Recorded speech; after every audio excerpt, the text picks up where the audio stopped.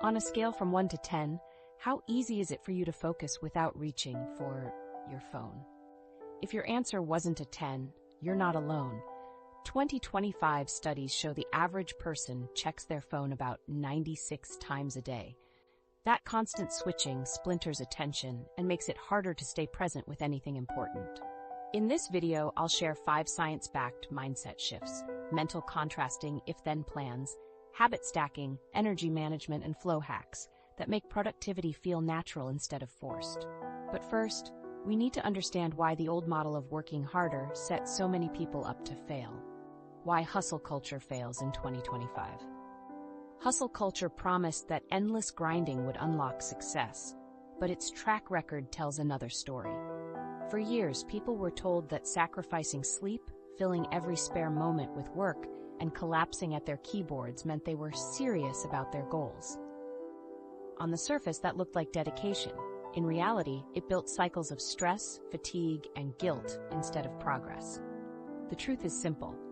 Forcing more hours doesn't guarantee meaningful results. It just guarantees exhaustion. This problem is only sharper in 2025. The majority of remote-capable workers now spend at least part of their time working from home. Flexibility sounded ideal, but it also blurred the boundaries between office and personal life. Work spreads into the living room, into dinner, even into bed, until there's no real off switch. That constant presence of work erodes motivation because the brain never has time to step away and recharge. At the same time, technology makes attention harder to protect. Between email pings, AI reminders, and endless engineered-for micro-interruptions, the average person checks their phone roughly 96 times a day.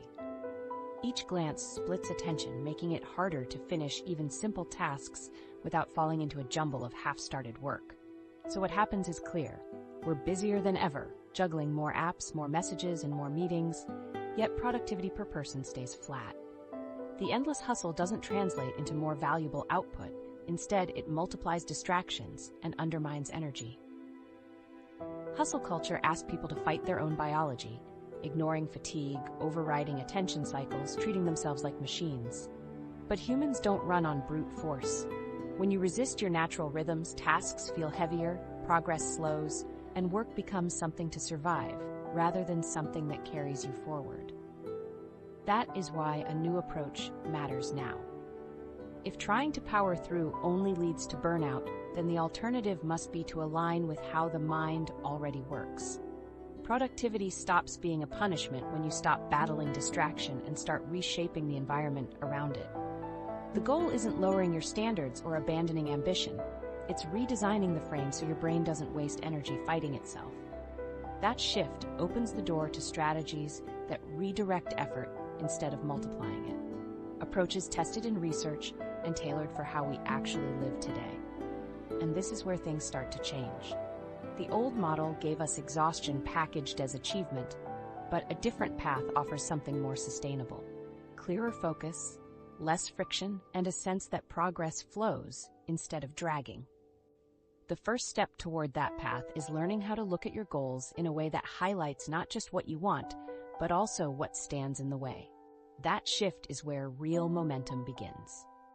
Shift number 1, mental contrasting, seeing the gap clearly. Shift number 1 is called mental contrasting, and it's all about seeing the gap between where you are now and the future you want. Most people think goal setting is just about picturing success, imagining the dream job, the fit body, or the new business. But here's the problem. If you only visualize the finish line, your brain can actually trick you into feeling like you've already achieved something, giving you a burst of satisfaction, but no reason to act. That's why positive visualization on its own often backfires. It produces comfort, not momentum. Mental contrasting balances that. You still take a moment to imagine the best version of the future, but then you immediately ask, what's standing in the way right now? By holding both pictures, the dream and the obstacle, your mind starts building a natural bridge between them. The gap creates useful tension, and in psychology, that tension fuels consistent action. Without it, goals remain abstract. With it, the gap itself becomes a spark for problem solving. Here's a simple example. Say your goal is to exercise 3 times a week. Step 1, imagine the results you want: the strength, the energy, the satisfaction. Step 2, identify the obstacle. Maybe every evening you're too drained to make it to the gym. Now the gap is clear, the goal exists, but so does a predictable roadblock. Suddenly, tangible options appear.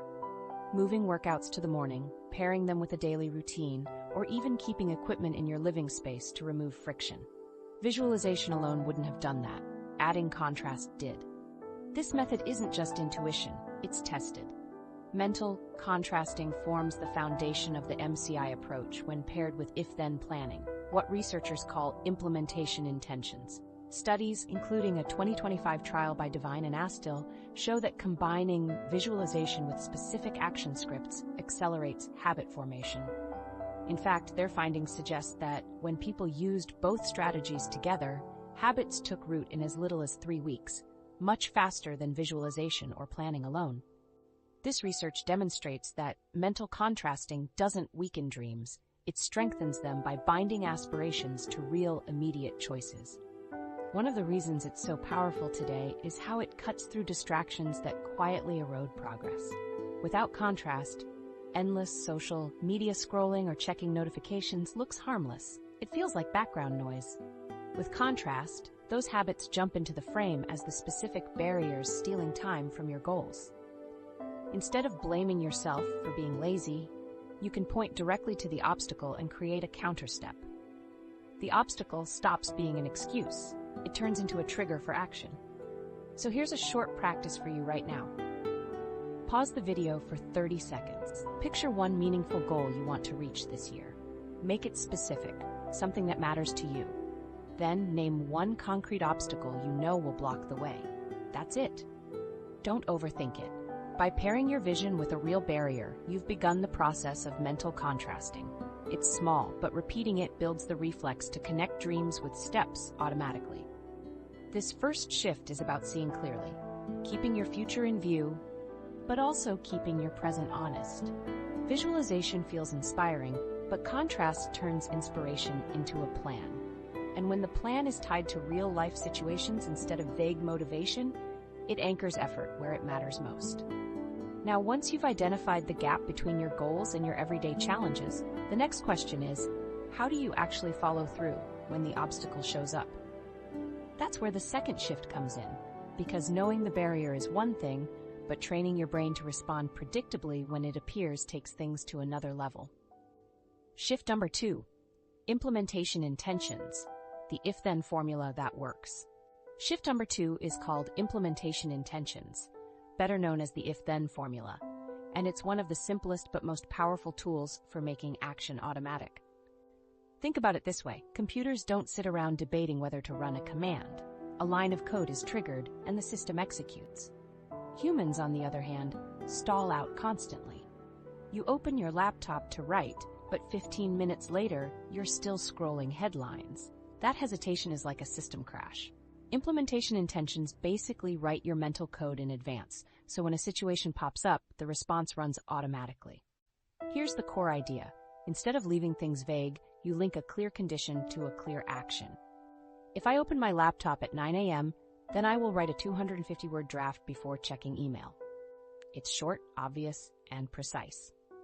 With that one line, you remove the messy menu of choices that normally eats up energy. You're no longer asking yourself what to start with or whether to delay. The condition arrives, the laptop opens at 9, and the response kicks in. The rule handles the moment so you don't have to. What makes these rules effective is how they reduce decision fatigue.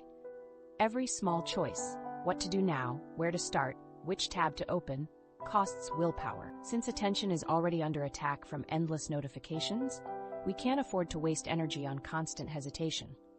If-then plans cut through that overhead. They take the choice out of the moment and shift the brain towards simple execution instead of endless deliberation. That's why people who use them often describe feeling lighter when starting tasks. The heavy lifting gets done once, at the planning stage, instead of every time the situation repeats. Let's put this into practice with distraction itself. In 2025, half a dozen apps are competing for your attention at any given second. Resisting each one manually is exhausting. A small script like, if I open Instagram, then I'll set a 5-minute timer, transforms the entire interaction. Instead of losing an hour without noticing, you contain it to a defined break. The app isn't banned outright, but you've planted a boundary that runs by default. The exact same trick works with email. If I check my inbox, then I process it for 10 minutes only after finishing my top task. These may sound trivial, but repeated enough, they shift whether a day drifts away or stays intact. The same system applies to larger goals like building healthier routines. Telling yourself, "I'll try to exercise today," creates dozens of chances to negotiate. Link it instead. If I get home from work, then I immediately change into running shoes. That one sentence pulls the action closer to automatic. You're not relying on mood, motivation, or guilt at the end of the day. The arrival of the situation automatically cues the next step. Over time, the loop becomes ingrained, and the obstacle, the exhausted feeling after work, loses its ability to derail you. Research backs this up strongly. Studies have reported substantial uplifts when people use if-then planning compared to those who just set broad goals. In one case, participants who built implementation intentions into their study routines completed roughly 60% more practice questions under certain conditions. That particular number comes with context. But the trend holds. Scripting the link between situation and action consistently improves follow-through. More importantly, newer findings show that combining these scripts with imagery makes them even more effective. Devine and Astill's 2025 study found that reinforcing implementation intentions with vivid mental imagery accelerated habit strength. Behavior changes began as early as week 2, and measurable gains in habit strength appeared by week 3. That's a useful marker. Real changes in routine don't always take months. With the right pairing of imagery and if-then scripts, steady progress can happen much sooner. Another advantage is that these rules don't only apply to outward behavior, they work for thoughts as well. For example, if I catch myself spiraling into negative self-talk, then I'll write down the very next step I can take.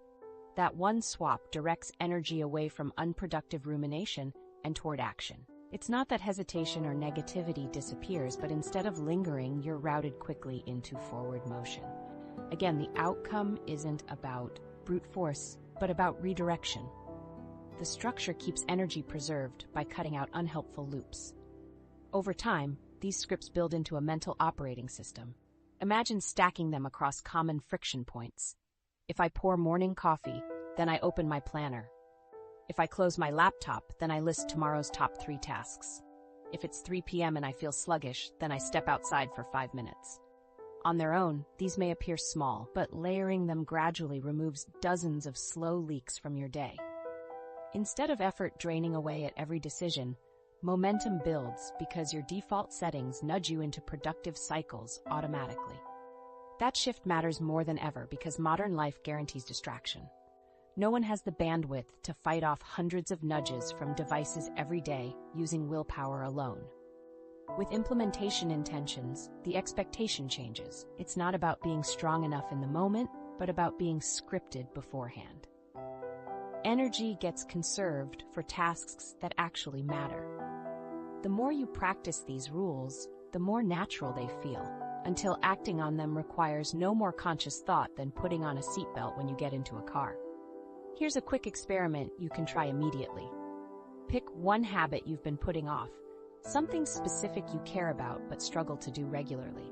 Write down a single if-then rule, linking it to a moment that already occurs in your daily routine. Don't overcomplicate it. Choose a clear condition you know will happen and attach one small action. Post it in the comments if you want. It'll cement the idea and give you a reference point. Even better, you'll see how many other people are using the formula in creative ways. The act of naming it clearly makes the intention stronger. This approach demonstrates something critical about productivity. You don't need to wrestle against distraction or summon unlimited willpower. You just need to reduce the number of moments that require them in the first place.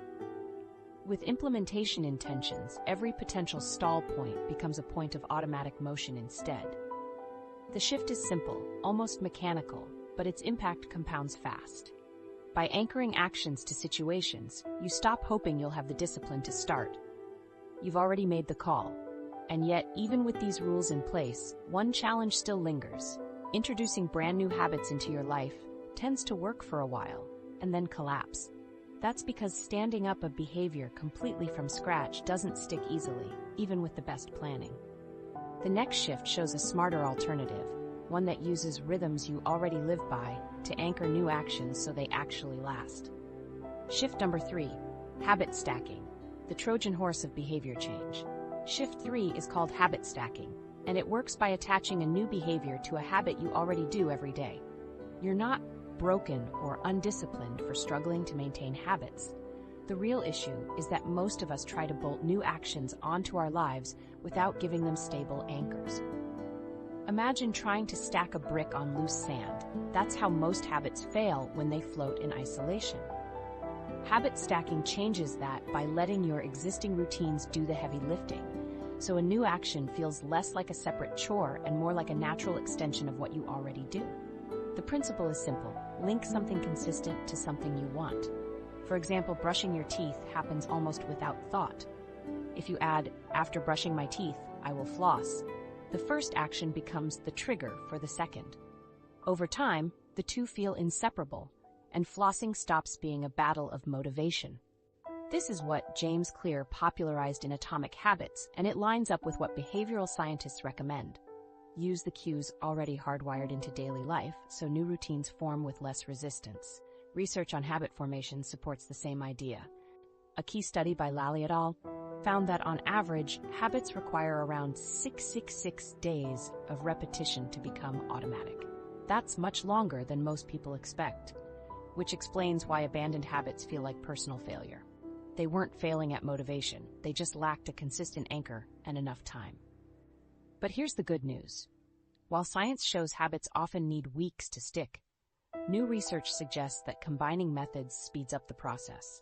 Remember Devine and Astill's 2025 study? They found that pairing imagery with implementation intentions accelerated habit strength, with early changes emerging within 3 weeks.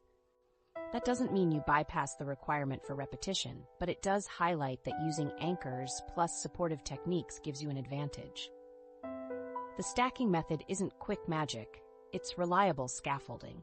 It uses what's already stable to hold up what's still fragile. Take coffee as an example, since most adults already have that built into their mornings.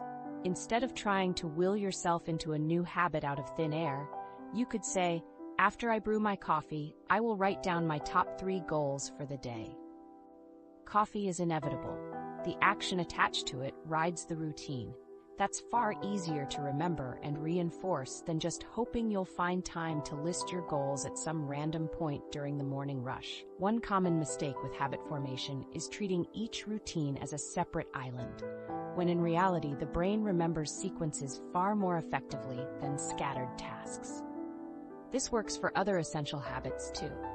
Let's say you want to meditate but never find the right moment. You could attach, after I brush my teeth at night, I'll sit on the edge of my bed and take 3 slow breaths. That's the smallest version of meditation, 3 breaths, which lowers resistance so much that starting feels nearly effortless. Over weeks, those 3 breaths can grow into a 2-minute habit and eventually something more substantial. But the anchor remains constant. By linking small actions to recurring cues, you eliminate the friction of choosing when and how to begin. And that's key. Friction slows momentum more than lack of motivation does. When a new routine requires you to figure out timing, environment, or reminders, it dies quickly. Anchors bypass all that. They give the behavior a clean runway to take off, same time, same place, same trigger. That's why habit stacking is often called a Trojan horse for change. It sneaks productive steps into spaces that already happen automatically. Over time, actions bundled together begin to feel like one unit, rather than separate challenges. Habit stacking can also scale upward from one small action into a chain of routines. For example, after I close my laptop in the evening, I'll write tomorrow's priorities. Once that's automatic, you can add, after writing priorities, I'll make a cup of tea. And later, after finishing tea, I'll read 2 pages of a book. Each layer strengthens the chain, and the result is an evening ritual that grows naturally from one anchor instead of forcing 3 new habits into empty space. Trying to create all of them at once would likely collapse under the weight of decision fatigue. But stacked sequences reinforce themselves with every link. This structure matters more than ever in 2025, when distractions eat away at focus from every direction. A brand new habit dropped into a crowded digital landscape has almost no chance of surviving. If it doesn't have stability, it gets buried under notifications, emails, or messages demanding attention. Anchoring cuts through all of that. The smell of brewing coffee or the action of shutting a laptop is a stronger, more reliable cue than any push notification. These naturally occurring reminders are built into your daily rhythm in a way that devices will never replicate. There's also a psychological benefit. Adding one more step to something familiar feels far less intimidating than trying to start fresh. Flossing after brushing doesn't seem like much. It's just an extension of what already happens. Writing goals while sipping coffee isn't a heavy demand. It's just a slight stretch of a familiar comfort. This framing lowers the mental weight, and reduced weight means higher follow-through. At that point, the question of discipline shrinks, because you're not forcing change against resistance. You're guiding it along existing grooves. Over time, these stacked habits form scaffolds that support not just individual goals, but full systems. Think of them as networks rather than isolated actions. Missing a habit one day doesn't destroy the system, because the anchor habit, coffee, brushing, laptop shutdown, doesn't go anywhere. The opportunity to restart comes with the next cycle, rebuilt on solid ground. That resilience is why habit stacking succeeds where resolutions usually fail. It doesn't rely on bursts of motivation, it leans on stability and repetition until the new behavior feels natural. So here's a direct practice. Pick one anchor you already do every day without fail. It could be boiling water for tea, switching off your alarm, or locking the door when you leave the house. Attach a tiny new habit onto that action. Maybe it's, after I pour my tea, I'll write one sentence in my journal. Or, after I switch off my alarm, I'll do 10 push-ups. Don't overreach. Choose one anchor and stick with one attached behavior for the next 7 days. If you want extra accountability, post your anchor cue in the comments. Seeing others' examples may give you ideas and help reinforce your own. The Trojan horse of behavior change isn't about radical reinvention. It's about making small adjustments in places that feel almost invisible until they become automatic. Anchoring new habits to old ones is the difference between intentions that fade and systems that endure. Once this structure is in place, it stops being about motivation because your environment runs the rep sequence on its own. And that raises a bigger question about sustainability. Even if you attach habits wisely, what happens on days when you feel depleted? Anchors solve structure, but they don't solve the deeper challenge of dwindling energy. To keep consistent action alive in the long run, you need to understand how your body and mind manage their fuel. Because it's not about squeezing more hours into the day, but about protecting the energy you already have. Shift number 4, energy management over time management. Shift number 4 is energy management over time management, and this is where many productivity systems go wrong. Most people believe that if they could just find more hours, they'd finally get ahead. But you've probably experienced the truth firsthand. Staring at a screen with hours available doesn't mean work gets done if your body and brain are running empty. The problem usually isn't a shortage of time. It's that energy fluctuates, and those fluctuations determine how effective each hour feels. One high-energy hour can outproduce 3 low-energy ones, which is why logging extra time doesn't always move projects forward. The first key point here is understanding where time-based planning falls short. Traditional schedules treat every hour like a neutral unit, as if 9 in the morning carries the same value as 9 in the evening. Biology proves otherwise. Decision fatigue builds silently throughout the day. Every small choice, from responding to emails to deciding what to eat, costs a bit of mental fuel. By mid-afternoon, even if the clock gives you more hours, your focus has already thinned out. That's not laziness, it's depletion. And pushing harder in that state rarely delivers equal returns. What improves productivity isn't stacking endless hours, but aligning work with energy peaks and protecting recovery before exhaustion undermines output. The second point comes directly from physiology. We all operate on ultradian rhythms.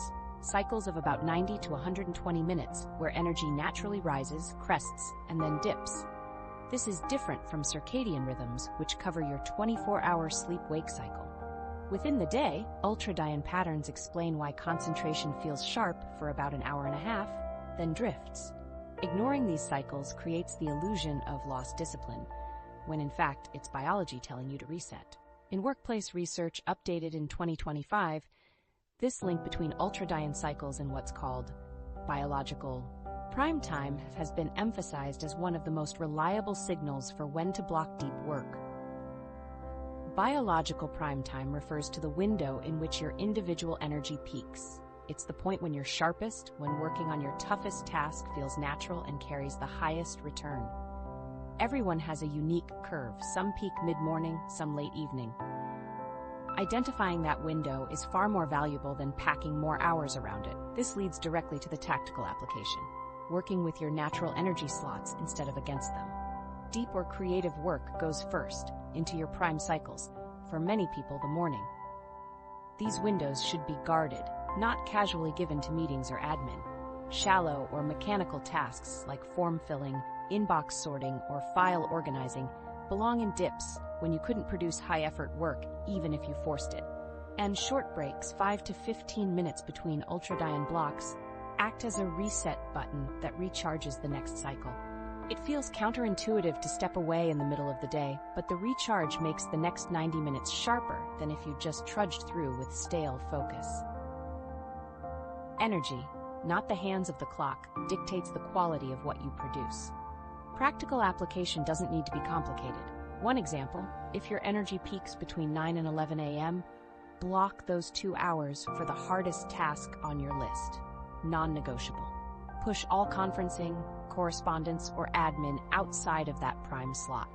Let the dips absorb the routine work you'd never want to waste a peak on anyway. If you experiment with this even for a week, the results become obvious. Essential projects start moving forward during your best windows, while routine obligations still get handled, only at times when you'd be less effective for creative problem solving. The shift doesn't mean you work fewer hours, it means you align hours with energy so effort compounds instead of cancels itself. It's also worth reframing what counts as rest. In hustle culture, walking outside for 10 minutes or silencing notifications looked like weakness, but recovery is a core part of energy management.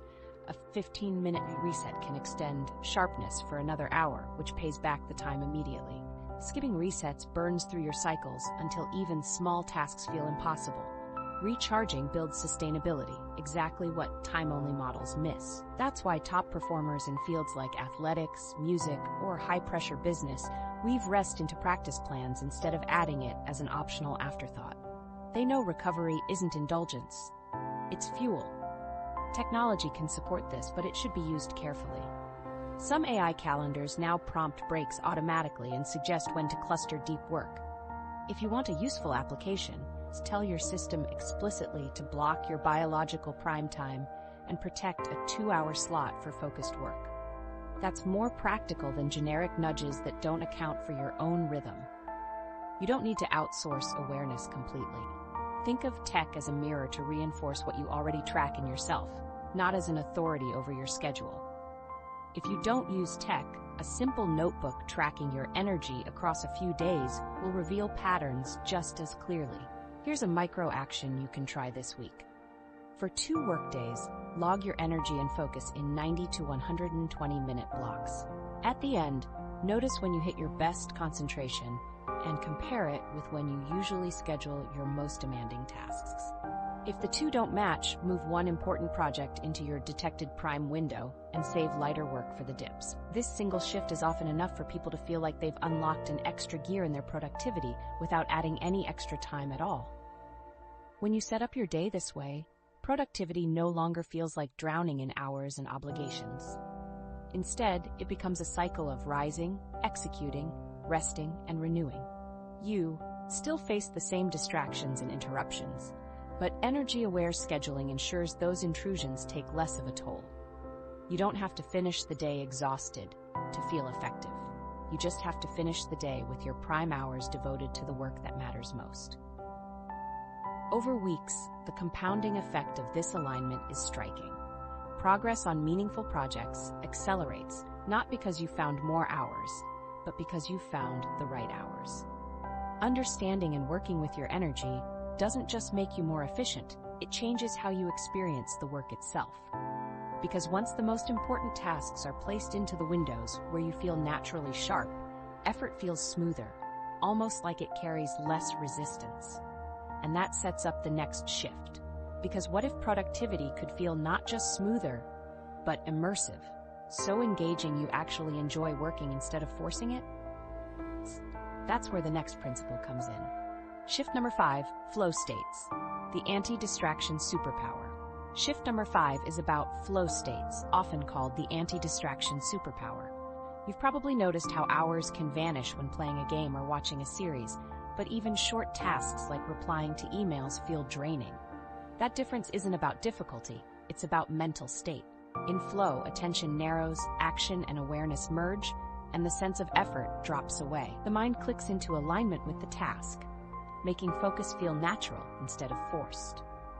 Psychologists describe flow as being completely absorbed in the activity at hand, where self-conscious thoughts and background distractions fade. It isn't about grinding harder, it's about creating the right conditions so immersion comes more easily. Flow tends to emerge when 4 conditions line up. The goal is clear, feedback is immediate, the challenge matches your skill level, and distractions are kept low. Clear goals give the mind a definite target, which shrinks hesitation.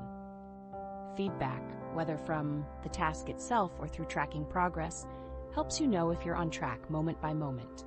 Balance matters too. If something is too easy, the mind checks out. If it's too hard, anxiety takes over. That tension in the middle zone, the right degree of stretch, produces focus. Finally, the environment must protect attention against interruptions because even tiny disruptions reset the process. When those elements combine, work that might normally feel dull can quickly take on a sense of momentum. Behind the scenes, neuroscience shows why this state feels different. Flow research points to a phenomenon called transient hypofrontality, where certain prefrontal regions responsible for self-monitoring temporarily quiet down. At the same time, attention and reward circuits, including the locus coeruleus norepinephrine system, take on a more active role. The combination reduces self-conscious distractions and boosts engagement, which explains why time perception alters and why the act of doing itself feels rewarding. Flow isn't magic, it's the result of how the brain reallocates resources under the right conditions. So how can you apply this in practice? Start with 2 steps. First, pick one single measurable outcome for the block of work you're about to do. Clarity matters more than size, so it could be something like draft 300 words or complete one data chart. Second, cut off as many interruptions as possible for a defined window that matches your energy peak.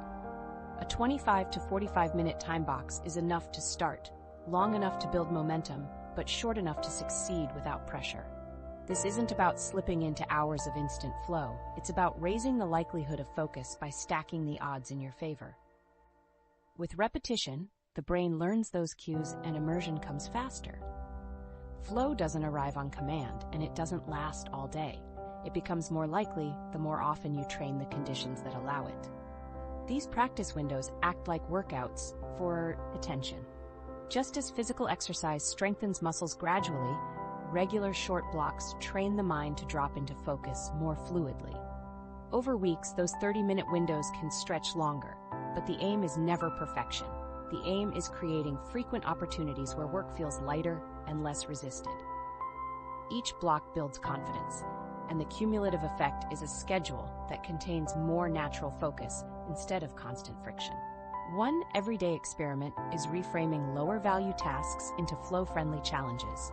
Answering emails usually belongs in the chore category, but if you define one mini goal, clear 10 emails in the next 20 minutes with full focus, you give it structure and challenge.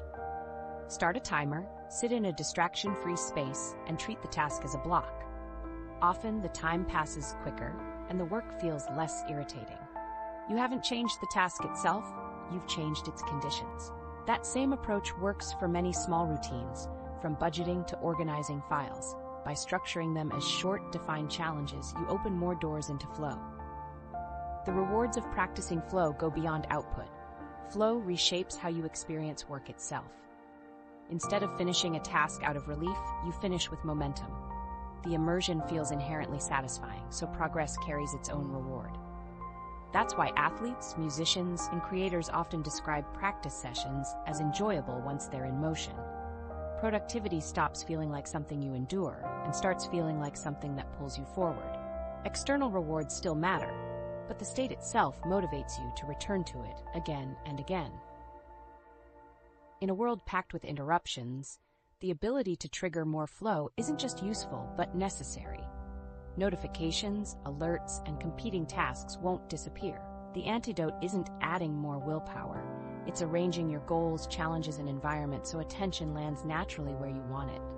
Flow restores the ability to focus deeply in short bursts, even when the background culture is built for distraction. It anchors you back into meaningful action without the emotional strain of pushing yourself constantly. If you experiment with this shift, start simple. One clear micro goal, one short time box, one distraction-free window during your best energy hours. Notice how those moments feel compared to hours of scattered multitasking. Over time, repeated exposure builds the reflex and flow becomes easier to access. It won't appear instantly every time, and it won't stay for entire days, but practiced regularly, it changes the tone of work from resistance to absorption. That change is what makes productivity sustainable rather than exhausting, which leads to an important reflection. Even with flow, not every routine will click the same way for everyone. The most effective systems work best when they align with how your mind and body naturally function. Trying to force yourself into schedules or methods that don't fit risks undoing all the benefits flow can bring. Why productivity feels forced, and how to fix that. Why does productivity so often feel heavier than it should? A major reason is that many people force themselves into systems that don't actually fit how they work best. Advice like wake up at 5 a.m. or schedule every 30 minutes might work for some, but when it clashes with your natural timing, it feels like friction from the very start. Imagine a committed night owl trying to follow the classic early bird rule. They drag themselves to the desk before dawn, sit half awake, and feel guilty when little gets done. Hours later, when their mind finally clears in the evening, they've already spent the day blaming themselves for not being productive enough. The failure isn't in discipline, it's in the mismatch between system and rhythm. This same problem plays out in other ways.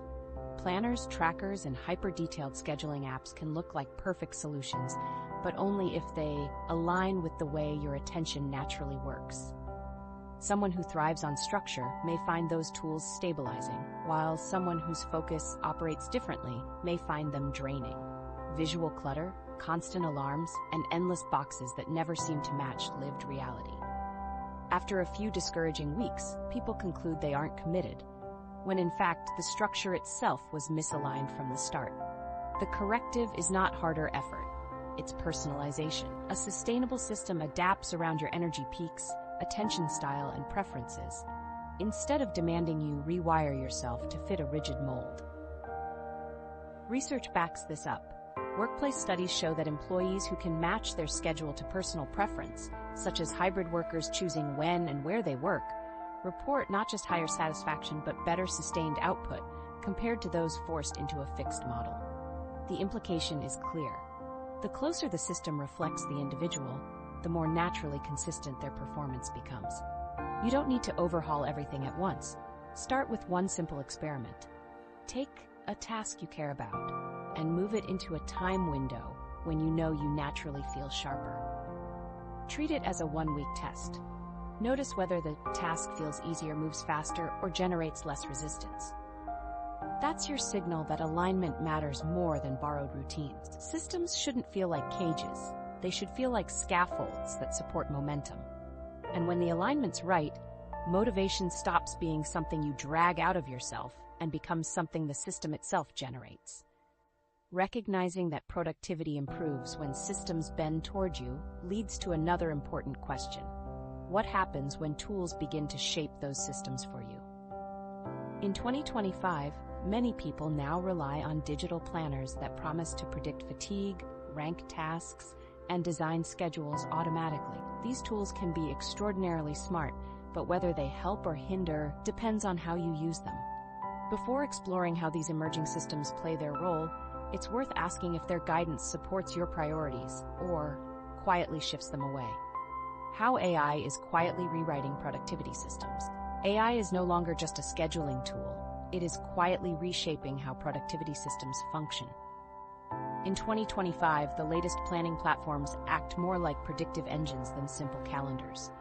They track typing speed, app switching patterns, and even late-night activity to recommend when you should focus, when to pause, and which task to prioritize next. At first glance, that level of precision sounds like a dream assistant, an unbiased partner that learns your rhythms and removes friction from your day. But how much it truly helps depends entirely on how you set the boundaries. When used well, AI reduces decision fatigue. Instead of waking up to an overwhelming list of choices, you see your day arranged into a sequence that reflects how you actually tend to work. AI notices when your concentration drops around a predictable time and suggests a break or pushes lighter tasks into those energy dips. It interprets patterns you might ignore and translates them into structured suggestions, saving you from the mental drain of constant micro-decisions. For people juggling dozens of inputs, this feels like gaining a second layer of attention to manage what the brain normally cannot hold at once. Yet precision brings risks. AI systems don't know your long-term vision unless you explicitly train them to care about it. They prioritize based on what they can measure: deadlines, emails, tasks that generate urgency. That might keep you on top of short-term output but leaves larger projects, creative work, strategy, personal growth, buried under daily churn. When people follow AI's suggestions blindly, they often find themselves clearing tasks rapidly but feeling stalled on what matters most. The system isn't malfunctioning, it's simply reflecting data, signals, not human meaning. If you don't set priorities yourself, AI defaults to urgency, and urgency crowds out the important but less visible work. This is why many workers today quietly bring their own AI tools into the workplace. Instead of waiting for official platforms, they adopt personal assistants or third-party apps to compensate for what their employer's systems lack. These tools can be powerful allies, but it's important to recognize that efficiency does not always equal effectiveness. Being highly responsive to every alert or deadline may look productive in the moment, but without intention, you risk optimizing your days for metrics that don't add up to progress in the bigger picture. The most effective way to use AI is to set non-negotiable rules before it starts optimizing for you. Think of them as guardrails. You might define, always protect 2 hours for deep work early in the day, or never schedule meetings past 6 p.m. With those rules in place, the AI adapts recommendations around your boundaries instead of erasing them. Without them, the system fills every open space with what looks efficient, even if that pace ultimately burns you out. With them, automation becomes supportive rather than dictatorial, reducing noise without erasing control. It helps to think of AI as a mirror rather than a manager. By reflecting your behavior patterns with accuracy, it highlights blind spots and shows where you lose momentum without judgment. It can spot inefficiencies that you overlook, like noticing you restart 15 browser tabs every morning, or that you write more fluidly before checking notifications. These insights are valuable, but they only work if you pause to ask, do these patterns align with the way I want to live and work? AI surfaces tendencies, but human judgment must translate them into meaningful choices. Alerts illustrate why this balance matters. Advanced AI platforms can flood you with prompts, micro-reminders to rest, notices about tension dips, suggestions to reprioritize. Some people find this useful. For others, it feels like micromanagement. Constant prompts can ironically become just another layer of distraction, leaving you supervised instead of supported. The healthiest approach is minimizing alerts to what truly matters while letting most of the automation run silently in the background. Your best system is not the loudest one, it's the quietest one that preserves your focus while gently organizing around it. A simple example shows how to keep control. Suppose your AI notices repeated missed deadlines and starts pushing urgent tasks to the front of every day. That helps in the short term, but it easily displaces work on a book draft or strategic plan with no hard deadline. The fix is to override the system. Protect a set block of time for the long-term project, regardless of pressing alerts. Here, AI becomes a helpful auditor, but not the director. It flags risks, but the choice remains yours to act in a way that matches your deeper aim. It's easy to imagine a world where AI absorbs even more control, scheduling every meeting, timing every break, designing your week with little need for input. Tempting as that sounds, problems arise when convenience erases agency. Productivity becomes hollow if you're only following prompts. What sustains motivation is the sense of direction, not the speed of completion. That's why the most powerful use of AI is to automate the repetitive logistics, organizing, sequencing, tracking, so that you can focus attention on goals and meaning. Efficiency alone doesn't lead to fulfillment. Ownership of your time does. You can put this balance to the test immediately. Before accepting tomorrow's AI-generated suggestions, set one personal rule. Protect 2 hours for deep work. Feed that into the system and see if the quality of your output changes compared to when you followed recommendations without parameters. That small act demonstrates the principle at scale. Without defined rules, AI optimizes for urgency. With rules, it protects what supports your real priorities. In the end, AI isn't making productivity effortless on its own. It amplifies whatever direction you give it.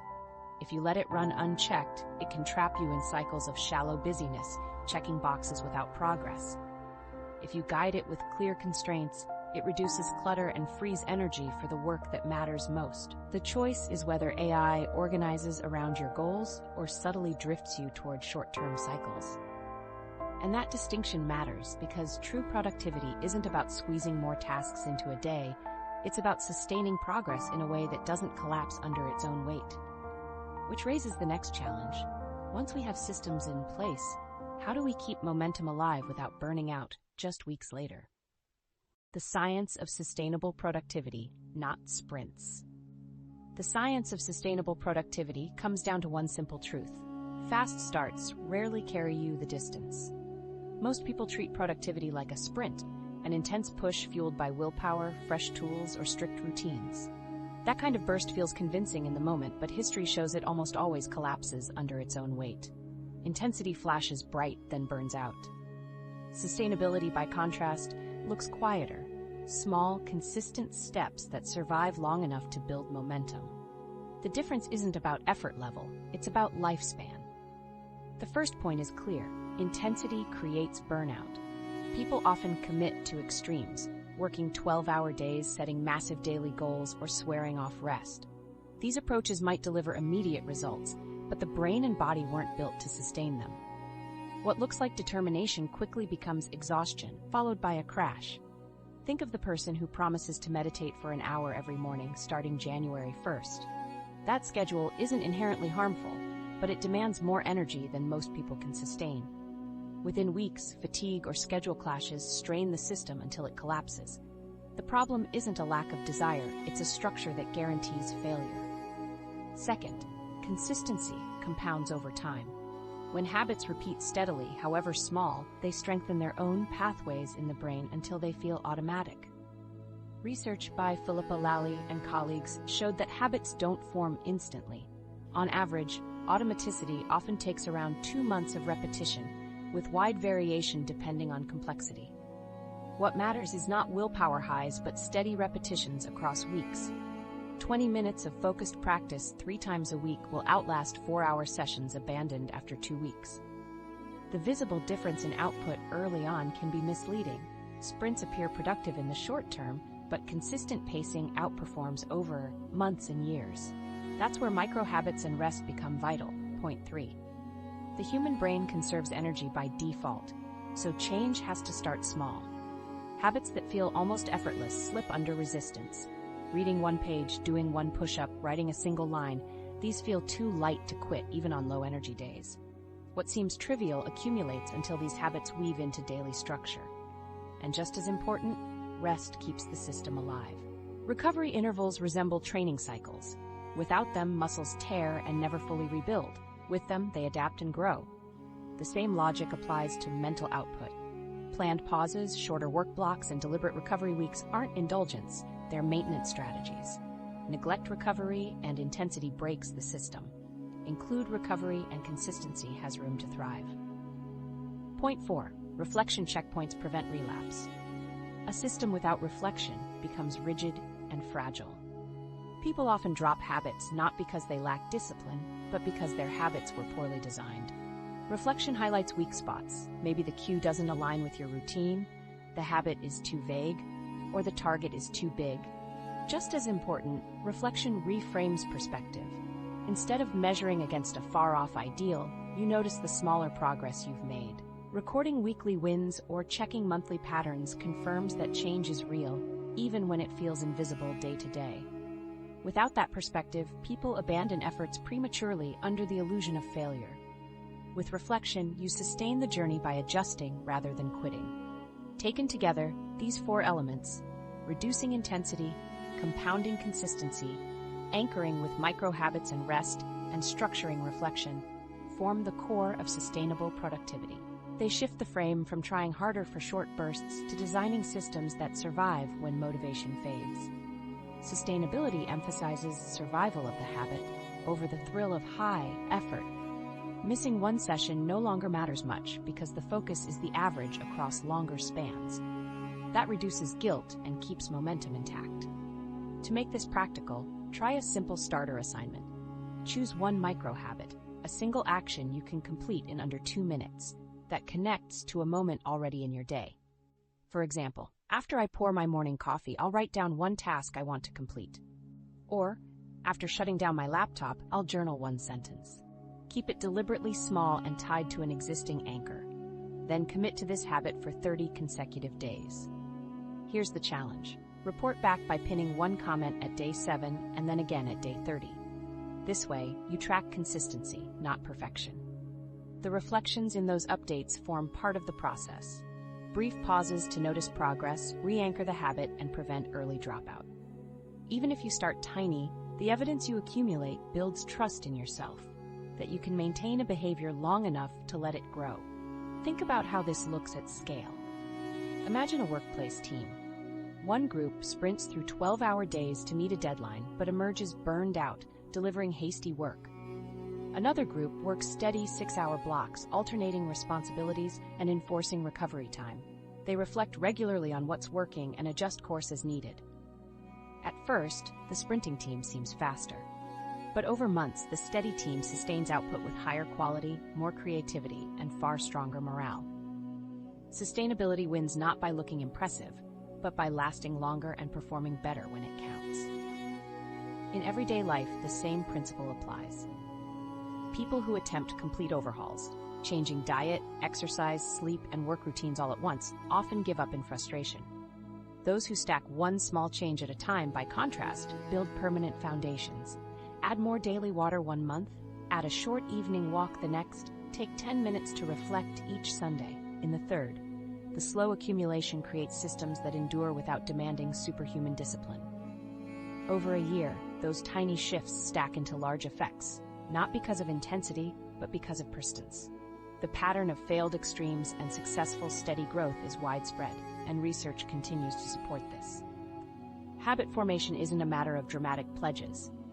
Studies confirm the slow, compounding timeline, sometimes as short as 3 weeks for very simple habits, but often closer to 2 months for more complex ones. Too many systems collapse because they expect instant results. By setting habits small, repeating them patiently, and respecting rest, you align with how biology actually adapts. Productivity then feels less like chasing energy you don't have, and more like channeling the energy that's already available. Over the years, the people who appear effortlessly productive aren't the ones burning out in cycles. They're the ones whose habits endure. Their habits grew from micro-actions into reliable reflexes supported by planned recovery and reinforced through regular reflection. Their systems look calm, not dramatic. That calm is what enables productivity to last across seasons, projects, and life shifts. If you experiment with this, avoid the temptation to scale up too quickly. The structure matters as much as the practice. Choose a small start, reinforce it, rest intentionally, and review periodically. What feels almost invisible at first becomes the backbone of sustainable productivity. The reward isn't flash, it's staying power. And staying power is where goals become reality. All of this points back to one key theme. The strongest productivity systems aren't designed around punishing surges of effort. They're designed around rhythm. Rhythm respects rises and falls in energy, the natural time it takes to form habits, and the need to adjust as you go. That rhythm is what sustains projects, health, and creativity year after year, when intensity would have run dry. The question, then, isn't how much harder you can push yourself. It's how well you can design processes that run without constant struggle. That distinction sets up the next shift, because the real breakthrough happens not just when systems last, but when effort itself starts to feel lighter, smoother, and more natural to enter. And that opens the door to a very different experience of productivity, from forced effort to natural flow. Trying to force your brain into work it resists is like trying to shove a cat into a bathtub. The harder you push, the more resistance you face. That's the texture of forced productivity. Every step is a negotiation. Every task feels heavier than it should. For years, people assumed this resistance meant weakness or a lack of discipline. But the reality is simpler. It isn't weakness, it's friction. Friction doesn't require endless effort. It requires design that lowers resistance so starting feels easier and staying engaged feels natural. This transition from battling yourself to aligning with yourself is what turns forced effort into flow. The 5 shifts you've learned about redefine how that alignment looks in practice. Mental contrasting highlights the gap between where you are and where you want to be, so you see obstacles clearly instead of stumbling into them. Implementation intentions create if-then rules that save you from hesitation by scripting responses in advance. Habit stacking attaches fragile routines to the anchors already fixed in your day, pulling you forward automatically. Energy management respects natural rhythms, so peak focus goes to deep work and dips go to routine tasks, with recovery treated as part of the plan. And flow practice builds states of immersion by combining clear goals, matched challenge, and low distractions. Each shift clears away a different kind of drag, which is why together they transform how productivity feels. These aren't abstract theories, they're grounded in research that shows how design trumps raw force. For instance, studies by Devine and Astill in 2025 found that combining pre-planned rules with imagery accelerated habit formation, with measurable automaticity beginning in just 3 weeks. That illustrates how well-designed systems help behaviors lock in faster than willpower-heavy starts. You don't have to grind endlessly, you only have to set the right conditions. Once friction falls, action begins to carry itself. The real payoff is emotional. Dragging effort feels like fighting uphill. You work, but energy leaks, guilt builds, and distractions multiply. Aligned effort feels balanced. You know the next step before you sit down. You enter routines by default instead of bargaining with yourself. Your tasks fit into natural cycles. And every so often, you land in flow where work feels lighter. This doesn't remove effort, but it makes effort proportionate. Instead of fearing tasks, you approach them knowing the system reduces the load. That's how work shifts from self-punishment into a smoother rhythm that supports consistency. To test this shift for yourself, pick one of the 5 methods and apply it for the next 7 days.